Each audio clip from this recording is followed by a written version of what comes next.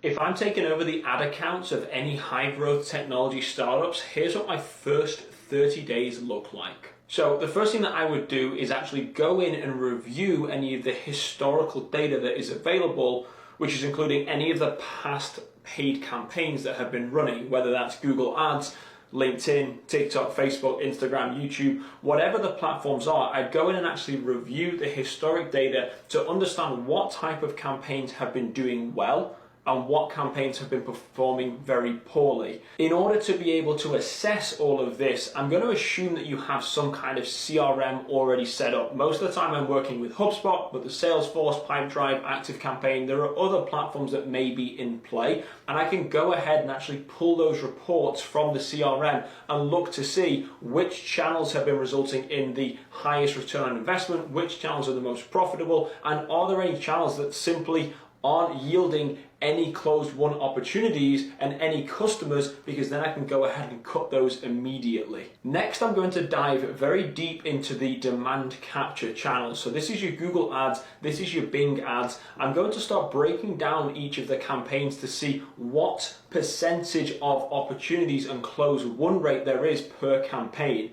The majority of the time when I'm going through this exercise, what I'll find is that one or maybe two campaigns have actually resulted in the majority of closed won opportunities and new customers for that particular client. With the two campaigns that I have that I've already proven now have a positive ROI, I can actually go ahead and scale those campaigns with the budget that I've just unlocked. By turning off any of the campaigns that aren't resulting in customers, I can now reallocate that budget into the profitable campaigns. And in order to know how much I can increase that budget by, I'm going to look at the following metrics. Firstly, we want search impression share. This is the percentage of the time that those particular keywords are actually going to be showing your ads. Next, we're going to be looking at top of page rate and absolute top of page rate. Now we have our demand capture channels set up, I'm going to go ahead and actually look at how we can generate demand to be able to have a positive return on investment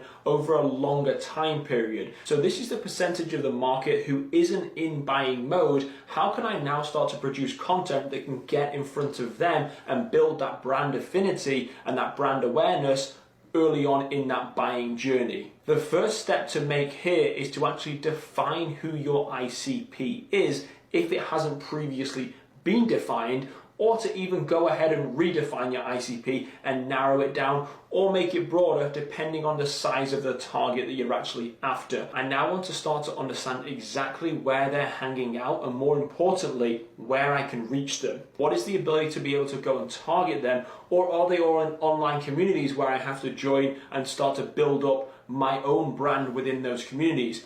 After 30 days of being in these communities, I'm going to have been able to build up enough of an understanding to be able to produce content now, which I can start to distribute via paid social, assuming that they're on those platforms. So now I can start to produce my LinkedIn ads, now I can start to engage regularly in these communities, and I can start to now put out that messaging that's going to allow me as a new hire to be able to build that brand affinity and ultimately have those early stages of generating demand for my new product or service.